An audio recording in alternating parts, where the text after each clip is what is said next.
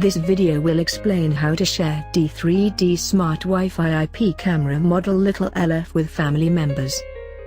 This video will be applicable for D3D Smart Wi-Fi IP camera Model LF P1s.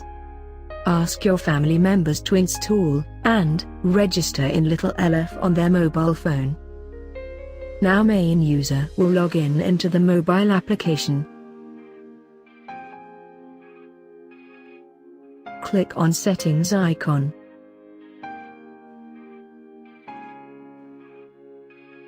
Click on Share Device.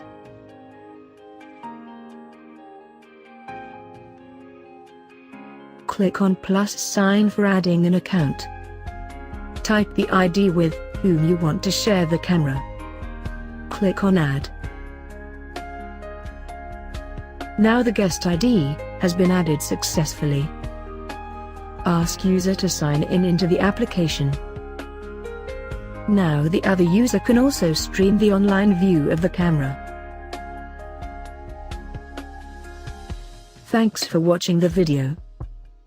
For any help, feel free to contact us.